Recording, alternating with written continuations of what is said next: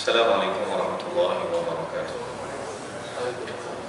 Bismillahirrahmanirrahim. Alhamdulillahirabbil alamin. Nahmaduhu wa nasta'inuhu wa nastahdihi wa nastaghfiruh wa na'udzu billahi min shururi anfusina wa min sayyiati a'malina. May yahdihillahu fala mudilla lahu wa may yudlil fala hadiya lahu.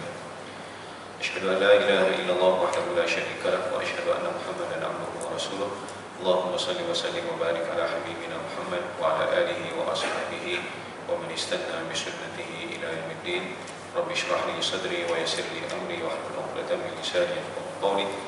سبحانك لا علم لنا إلا ما علمتنا إنك أنت العليم الحكيم ولا حول ولا قوة إلا بالله العلي العظيم. اللهم لا سهل إلا ما جعلته سهلا وأنت تجعل الصعب والحزن إذا شئت سهلا. Masih pada pengacara majlis yang saya hormati lagi saya kasihi Pengurusi Surau Allah EJK yang dimuliakan Tuan Imam dan hadirin yang dirahmati oleh Allah Subhanahu Wa Taala. Alhamdulillah kita panjatkan setinggi kesyukuran kepada Allah Subhanahu Wa Taala pada tengah hari ini dapat kita bertemu di rumah Allah. Kita datang awal, saya percaya kita semua telah melaksanakan segala sunnah-sunnah yang dianjurkan oleh Nabi SAW. Datang awal, mandi, kemudian kita bersiap-siap, kita pakai wangi-wangian, kita pakai pakaian yang paling bagus, paling cantik, sebab kita nak menghadap Allah Subhanahu Wa Taala. Alhamdulillah kita pun dah melepasi bulan Ramadan dan kita pun dah masuk ke hampir ke tengah dah bulan Syawal. Mudah-mudahan kita dapat laksanakan satu lagi anjuran Nabi SAW, iaitu puasa 6. Ada orang yang tanya, Bapak dah puasa, tak banyak dah tinggal 6 hari lagi.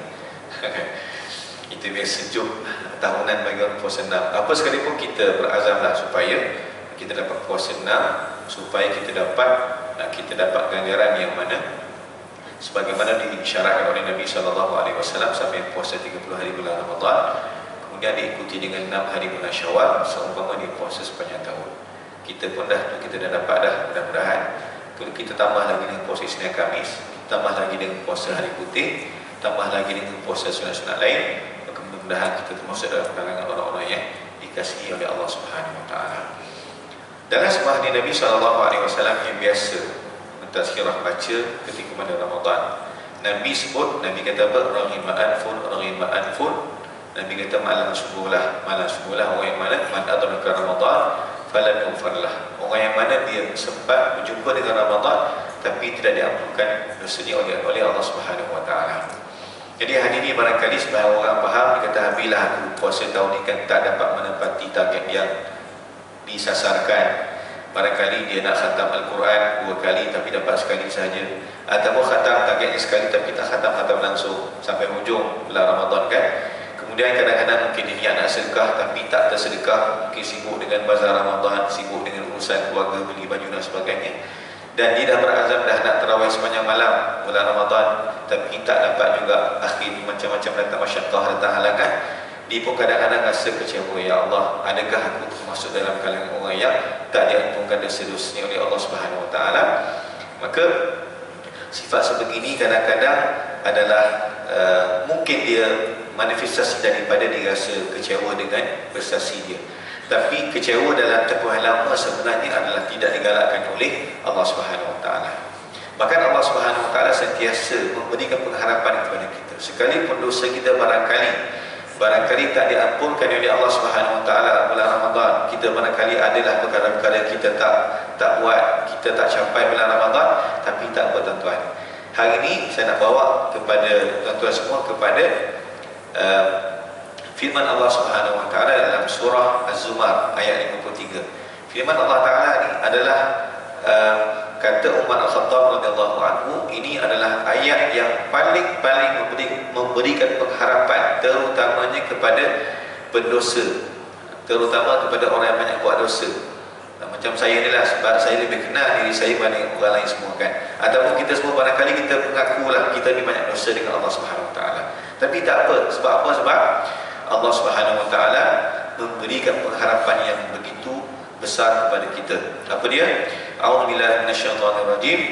Qul ya ibadiyalladzina asrafu ala anfusihim la taqnatu min rahmatillah innallaha yaghfirudz dzunuba jami'a innahu huwal ghafurur rahim. Ayat 53 surah Az-Zumar, ayat 53 surah Az-Zumar. Ayat ni kalau kita teliti sungguh-sungguh, kita nampaklah betapa kasihnya Allah Subhanahu Wa Taala kepada kita, dan betapa Allah Taala nak dosa-dosa kita ni diampunkan oleh Allah Subhanahu Wa Taala. Ayat ni berbunyi, maksudnya begini. Qul, katakan wahai Muhammad, ya ibadiyalladzina asrafu ala anfusihim, wahai hamba-hambaku, wahai hamba-hambaku. Ulama kata apa? Ungkapan ya ibadi, wahai hamba-hambaku, itu adalah ungkapan yang menunjukkan kasih Allah Subhanahu Wa Taala kepada kita. Ya ibadi, wahai hamba-hamba. Macam kita kan panggil anak kita kan, wahai anak. Lain anakku, isteriku, lain kan, kawanku, sahabatku. Bila kita sadarkan sahabat ke ataupun anak ke, dengan diri kita sendiri menandakan bahawa kita sangat kasih kepada orang yang kita sebut namanya itu. Wahai sahabatku, wahai isteriku, wahai anakku, kasih. Allah Subhanahu Wa Taala sadarkan kita dengan dia. Ya ibadi, wahai hamba-hamba. Bukan takat tu hamba-hamba yang mana ni? Kata Allah Taala, ya ibadiyalladzina asrafu ala anfusihim, wahai hamba-hambaku yang melampaui batas, yang melampaui batas terhadap diri mereka sendiri. Makna kata hamba-hamba ni yang disebut oleh Allah Ta'ala ni hamba-hamba yang banyak buat dosa besar. Kalau bahasa kita kan, wahai anak-anakku yang nakal, tak jadi macam tu kan. Biasa anak-anak, bila kita panggil anak kita ni dengan ada kasih sayang, kita menghargai dia. Tapi Allah Subhanahu Wa Ta'ala, tuan-tuan, bila mana Allah Ta'ala panggil kita ni dan panggil hamba-hamba ni yang berdosa besar ni, yang banyak buat dosa ni, Allah Ta'ala kata apa? Ya ibadi, wahai hamba-hambaku yang banyak ataupun yang melakukan perkara-perkara yang dimurkai oleh Allah Subhanahu Wa Taala. Apa dia? Apa tujuan Allah Taala panggil ni? Kebiasaannya kalau orang yang panggil manusia ni disebabkan kesalahan yang dibuat, nak menjatuhkan hukuman. Wahai si fulan bin si fulan, kamu telah buat kesalahan sekian-sekian, maka hukumannya begini. Tapi Allah Subhanahu Wa Taala, bila mana Allah Taala panggil, ya ibadiyalladzina asrafu ala anfusihim, wahai hamba-hambaku yang melampaui batas, yakni banyak melakukan dosa-dosa besar. Apa saja dosa-dosa besar? Ya, berzina ke, minum arak ke. Saya percayalah dalam kalangan kita ni tak ada pun orang buat macam tu pun. Kita ni, dosa-dosa kita barangkali dosa berkait dengan dosa mata kita, dosa penglihatan kita, pendengaran kita, lidah kita. Barangkali kita ni orang yang berwaspada dengan dosa besar. Kalau tak adalah kita dalam Allah Ta'ala ni, mudah-mudahan. Jadi ayat ni, kalaulah Allah Ta'ala tujukan dengan penuh kasih sayang kepada hamba-hambanya yang buat dosa besar, apatah lagi hamba-hambanya yang rajin datang ke rumah Allah. Baik, apa kata Allah? La taqnatu min rahmatillah. Jangan kamu putus asa daripada rahmat Allah. Jangan putus asa daripada rahmat Allah. Mana kata kebiasaannya orang yang berdosa ni kan, kadang-kadang dia rasa dia dah, rasa Allah Ta'ala tak sayang kat dia dah, rasa dia dah banyak dosa dah, tak ada harapan dah Allah Ta'ala. Tuan-tuan, dalam sebuah hadis Sahih Bukhari, saya baca hadis itu, saya rasa macam Allah. Dalam hadis Sahih Bukhari, Nabi SAW mengisahkan seorang lelaki umat terdahulu. Mana kata lelaki hidup sebelum zaman Nabi SAW. Lelaki ni, tuan-tuan, dia buat banyak dosa. Dia buat banyak dosa. Dan bila mana dia nak mati, dia pesan ke anak dia, wahai anakku, bila mana ayah dah mati ni, kamu ambil jenazah ayah ni, kamu bakar jenazah ayah. Bakar jenazah aku ni, kemudian bila mana dah terbakar jadi abu dah, kamu ambil abu ni, tunggu ketika mana angin bertiup kencang, kamu pergi buang abu ni ke dalam laut. Sebab apa dia macam tu, tuan? Sebab dengan anggapan, sebab dosa dia banyak ni, dengan anggapan bila mana dia dah dibakar kat dunia ni, kemudian dengan anggapan nanti Allah Ta'ala tak akan seksa dia lagi dah, dan dia tak akan dibangkitkan di hari akhirat. Sebab dibakar, kemudian jadi debu. Debu ni pula dibuang ketika mana angin bertiup kencang di lautan, debu tu dah berselerak merata-rata dah, dengan harapan bahawa dia tidak akan dibangkitkan sebab dia takut dengan Allah Subhanahu Wa Taala. Maka apa kata Nabi SAW? Di hari akhirat nanti, laki ni akan dibangkitkan dan kemudian ditanya kepada dia, kenapa dia buat macam tu? Maka lelaki ini kata, sebab aku takut pada Allah Subhanahu Wa Taala. Maka Allah Taala ampunkan dosa-dosa dia. Tuan-tuan, sebab apa? Nak cerita bahawa betapa kasihnya Allah Subhanahu Wa Taala kepada kita. Hadis lain tuan-tuan, hadis yang Nabi sebut dalam Sahih Bukhari juga. Hadis ketika mana berlakunya peperangan. Peperangan zaman dahulu ni, mereka bawa anak, mereka bawa harta mereka. Harta dulunya kambing bawa, unta bawa dalam peperangan. Dalam peperangan zaman dulu, mereka bawa anak isteri mereka. Sebab apa? Sebab nak supaya mereka ni bersemangat dalam peperangan. Dalam peperangan antara orang Islam dengan orang bukan Islam, orang kafir, maka orang Islam telah menang. Dan tawanan perang banyaklah. Perang banyak. Antaranya adalah seorang perempuan, yang mana dia ni ditawan oleh tentera Islam, dan dia bawa sekali dia seorang baby, seorang anak bayi lah yang masih menyusu. Maka ketika mana dalam keadaan peperangan telah reda dan bayi ini pun tak tahu ke mana dah, jadi perempuan ini dicari, kat mana bayi ini, kat mana baby yang dibawa sekali dalam peperangan ni, hilang ke mana entah. Dia dalam peperangan yang berkecamuk macam tu kan. Maka dibawa, dicari-cari, ditengok baby tu, tengok bukan anak dia, ditengok, akhirnya dijumpa dengan anaknya. Bila jumpa dengan anak dia, dia peluk anak dia, dia cium anak dia, dia ambil anak dia, letak dekat dada nak bagi anak nyusu, sebab lama terpisah dengan mak dia. Maka perbuatan ini dilihat oleh Nabi SAW dan juga sahabat-sahabatnya. Nabi tanya pada sahabat dia, adakah kamu rasa perempuan ini akan mencampakkan anak di dalam api? Kata sahabat-sahabat, tak mungkin ya Rasulullah. Sebab sahabat tengok betapa sayangnya perempuan ini kepada anak. Jadi kata sahabat, tak mungkin perempuan ini akan campakkan anak dia dalam api.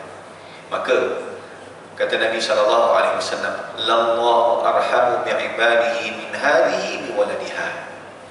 Kata Nabi SAW, sesungguhnya Allah Subhanahu Wa Taala lebih mengasihi hamba-hambanya berbanding kasihnya ibu ni kepada anaknya. Jadi apa maksudnya? Allah Ta'ala sayang kepada kita. Allah Ta'ala nak supaya dosa-dosa kita ni diampunkan oleh dia. Sebetulnya tuan-tuan, kita perasan tak banyak amalan-amalan yang dalam agama kita ni, kalau buat tu hapus dosa, buat ni hapus dosa. Kita puasa pun ni kan, puasa. Siapa yang puasa bulan Ramadan dengan penuh keimanan, dengan penuh pengharapan kepada rahmat Allah, dia ampunkan dosa-dosanya yang terdahulu. Kemudian siapa yang jumpa malam Al-Qadar, dia bangun qiyamul lail, dia ampunkan dosa-dosa terdahulu. Kemudian hari yang bulan puasa, yang bukan bulan puasa sekalipun, contoh kan, bila mana orang tu sembahyang, bila mana imam berkata amin, kemudian makmum pun kata, bila mana imam kata ghairil maghdubi alaihim waladdallin, maka makmum berkata amin. Kata Nabi, man wafaqa ta'minuhu bi ta'minil malaikati ghufira lahu ma taqaddama min dhanbi. Siapa-siapa yang mana aminnya itu bertepatan dengan amin malaikat, akan diampunkan dosa-dosa yang terdahulu. Kita sembahyang kat masjid, sembahyang subuh ke, sembahyang isyak ke, sembahyang maghrib ke, sembahyang yang mana imam baca jahat, bila mana imam semua ghairil maghdubi alaihim waladdallin, kita bersebut amin. Kalau nak kata Nabi bertepatan aminnya kita dengan amin malaikat, maka akan diampunkan dosa-dosa kita yang terdahulu. Banyak tuan-tuan. Kemudian bila mana kita bangkit, bila mana imam bangkit, sami Allahu liman hamidah, kemudian Rabbana lakal hamd, bila mana kita sebut tu bertepatan dengan sebutan malaikat, maka kata Nabi SAW, dia ampunkan dosa-dosanya yang terdahulu. Kita perasan tak banyak sungguh jalan-jalan yang mana Allah Ta'ala hapuskan dosa-dosa kita. Sebab itulah kalau kita ni, betul lah kata Nabi SAW, kata Nabi kata apa? Nabi kata, setiap umat aku ni akan masuk syurga illa man abah, melainkan orang yang enggan sahaja, orang yang tak nak sahaja. Maka kata sahabat Nabi SAW, qila wa man ya'ba ya Rasulullah, siapakah ya Rasul yang tak nak masuk syurga? Siapa dia? Sahabat pelik lah. Sebab Nabi kata semua umat aku masuk syurga, hanya orang yang enggan sahaja. Sahabat dia, ya Rasulullah, siapa yang enggan? Nabi kata, man ata'ani dakhala al-jannah wa man asani faqad aba. Siapa yang patuh kepada aku masuk syurga. Nak patuh pada Nabi ni senang tuan-tuan. Ikut apa yang Nabi buat, ikut apa yang Nabi suruh, dan tinggalkan apa yang Nabi larang. Simple. Sebanyak mungkin cuba ikut sunnah Nabi SAW. Sebanyak mungkin kita patuh kepada perintah Allah. Dan kalau tersalah, kalau terbuat dosa, taubat, Allah terima kata aku ni, insya-Allah. Allah beritahu dah, wahai hamba-hambaku yang banyak melakukan dosa besar, asrafu ala anfusihim, jangan putus asa daripada rahmat Allah Subhanahu wa taala. Sebab apa? Innallaha yaghfirul dzunuba jami'a. Sesungguhnya Allah mengampunkan dosa semuanya. Cuma satu je yang Allah tak ampuni, itulah syirik pada Allah. Syirik pada Allah. Kalau syirik tak ada kompromi. Tapi kalau selain syirik, dosa apa pun yang kita lakukan, maka Allah Ta'ala akan ampunkan kalau kita bertaubat. Kita pernah dengar tak hadis yang dulu-dulu lah masa saya masih kecil dulu kan, kalau kita buat dosa, kita bertaubat, kemudian kita buat dosa lagi, seolah-olah kita ni mengetawakan Allah Subhanahu Wa Taala. Saya masih ingat lagi, saya baca kan. Jadi maksudnya seolah-olah kalau kita buat dosa, kemudian kita bertaubat, kemudian kita buat lagi, maka kita pun seolah macam mengetawakan Allah Ta'ala. Dulu-dulu lah saya pernah dengar zaman masih kecil kan. Hadis ni, ataupun kita sebut hadis-hadis mawdu' lah, hadis palsu kan, bertentangan dengan apa yang Allah Ta'ala beritahu. Allah Ta'ala sentiasa buka ruang untuk kita bertaubat. Saya tahu saya terjumpa satu hadis yang nak kongsikan. Hadis ni hadis yang saya kira sangat memberikan pengharapan kepada orang-orang yang banyak buat dosa ni. Hadis ni bunyi macam ni, saya share. Hadis dalam Sahih Bukhari dan Sahih Muslim, di mana Nabi SAW bersabda, "Adnaba 'abdun dhanban, faqala Allahumma ighfir li dhanbi." Hadis ni hadis kursi. Hadis kursi itu adalah hadis yang mana Nabi sebut tu lafaznya daripada Nabi, tapi maknanya daripada Allah Ta'ala. Allah wahyukan kepada Nabi dan Nabi lafazkan. Hadis kursi. Nabi kata daripada Allah Subhanahu Wa Ta'ala, Allah Subhanahu Wa Ta'ala telah berfirman, "Adnaba 'abdun dhanban, faqala Allahumma ighfir li dhanbi." Seseorang hamba dia telah buat dosa, maka dia pun berdoa, "Ya Allah, ampunkan dosaku." Faqala Allah tabaraka wa ta'ala, maka Allah Subhanahu wa ta'ala telah berfirman, "Adnaba 'abdi dhanban fa'alima anna lahu rabban yaghfiru dhanba wa ya'khudhu bidh-dhanb." Sesungguhnya bila mana hamba-Ku buat dosa, dia telah buat dosa, maka dia tahu bahawa dia ada Tuhan yang mengampunkan dosa-dosa dia. Kemudian dia tahu bahawa Tuhan tu boleh menghukum dia dengan sebab dosa-dosa dia. Summa 'ada fa'adnaba. Yang tadi tu Allah Ta'ala apa dosa dia, kemudian dia kembali lagi buat dosa, maka dia pun berkata, "Rabbighfir li dhanbi." Ya Allah, ampunkan dosaku ya Allah. Faqala tabaraka wa ta'ala, "Adnaba 'abdi dhanban fa'alima anna lahu rabban yaghfiru dhanb wa ya'khudhu bidh-dhanb." Hamba-Ku telah buat dosa dan kemudian dia minta ampun dengan aku, dan dia tahu bahawa dia ada Tuhan yang boleh mengampunkan dosa dan boleh menghukum disebabkan dosa. Summa 'ada, kemudian dia buat dosa lagi. Faqala, "I Rabbi ighfir li dhanbi." Ya Tuhanku, ampunkan dosaku. Faqala tabaraka ta'ala, "Adnaba 'abdi dhanban fa'alima anna lahu rabban yaghfiru dhanb wa ya'khudhu bidh-dhanb. Qad ghafartu li 'abdi falyaf'al ma syaa." Dia samalah. Dia buat dosa, kemudian dia minta ampun, "Ya Allah, ampunkan dosaku ya Allah." Maka Allah pun ampunkan dosa dia, dan kemudian dia buat lagi dosa, dia minta ampun lagi, minta taubat lagi, Allah Ta'ala ampunkan dosa dia. Kemudian Allah Ta'ala kata apa? "Falyaf'al ma syaa." Buatlah bagaimana. Maksudnya bukanlah buat dosa, maknanya kata Allah Ta'ala akan sentiasa menerima seorang hamba tu bila buat dosa besar mana sekalipun dia taubat, dia menyesal, dia berazam tak akan ulang dosa-dosa yang dibuat, maka dia akan diampunkan dosa-dosa oleh Allah Subhanahu Wa Ta'ala. Sebab tu tuan-tuan, kisah penutup kepada kuliah kita pada tazkirah kita pada tengah hari ini. Kita biasa dengarkan sahabat-sahabat Nabi ini adalah radhiyallahu anhu. Tapi sahabat Nabi ini kadang-kadang mereka pun sebahagian tak terlepas daripada dosa. Dalam sebab nuzul bagi surah Al-Imran ayat 135, sebab nuzul Ayat ini berbunyi walladzina idza fa'alu fahishatan aw zalamu anfusahum dzakarullaha fastaghfiru lidzunubihim wa may yaghfiru dzunuba illa Allah wa lam yusirru 'ala ma fa'alu wa hum ya'lamun. Ayat ini punya apa? Ayat ini maksud apa? Dan orang-orang yang apabila melakukan perbuatan keji atau menzalimi diri mereka sendiri, segera mereka ingat Allah lalu memohon keampunan atas dosa-dosanya, dan siapa lagi yang dapat mengampunkan dosa-dosa selain daripada Allah, dan mereka tidak meneruskan perbuatan dosa itu sedangkan mereka mengetahui. Dan apa balasan dia? Ulaika jazaohum maghfiratun min rabbihim wa jannatun tajri min tahtiha al-anhar. Orang macam ni dia akan diampunkan dosanya dan akan masuk dalam syurga. Ayat itu tuan-tuan, sebab apa? Sebab ada orang sahabat Nabi SAW, dia kerja dia jual tamar, jual kurma. Dia satu hari itu dia jual kurma dia, datang seorang perempuan yang cantik ke kedai dia. Ini sahabat Nabi ni, sahabat Nabi. Datang seorang perempuan yang cantik di kedai dia dan beli kurma dia. Dia pun tengok perempuan ni, geram sungguh budak ni. Jadi dia pun peluk perempuan tu. Sahabat Nabi ni, dia peluk perempuan tu, dia cium perempuan tu. Tak tahu mungkin perempuan tu ronta-ronta kan.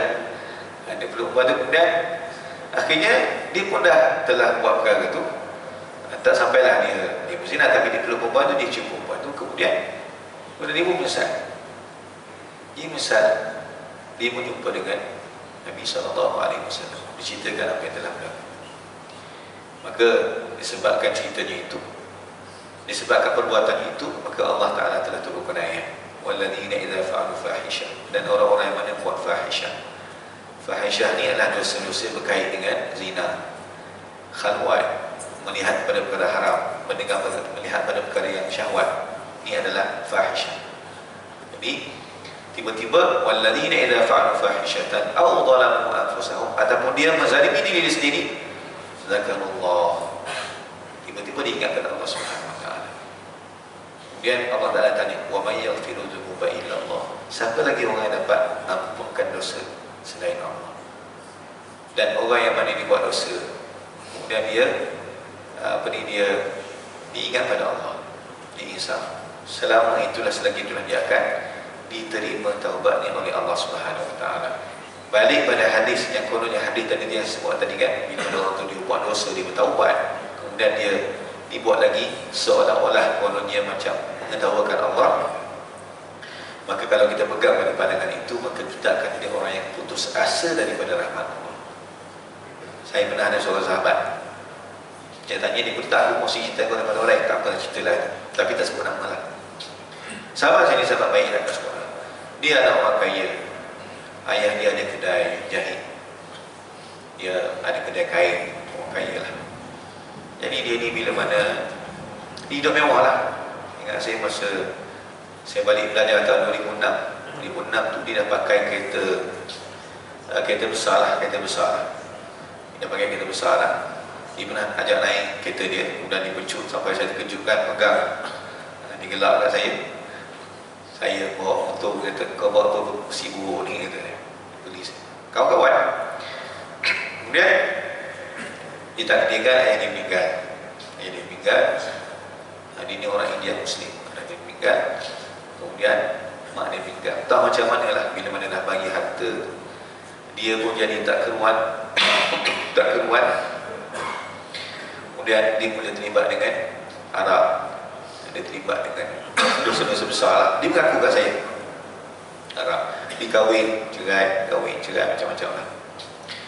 Dia kata, aku rasa aku ni dah ahli neraka lah. Dia rasa macam dia dah tak ada harapan daripada Allah Ta'ala.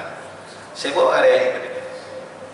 Saya kata, besar mana pun dosa kita dengan Allah Ta'ala, selagi mana kita tak takabur, kita tak syirik kepada Allah, maka insya-Allah ada ruang untuk kita ni dapat pengampunan daripada Allah Subhanahu wa taala. Jadi saya rasa sekadar itu untuk hari ini. Mudah-mudahan kita ni termasuk dalam kalangan orang yang sentiasa taubat pada Allah Taala. Wallahu a'lam. Assalamualaikum warahmatullahi wabarakatuh.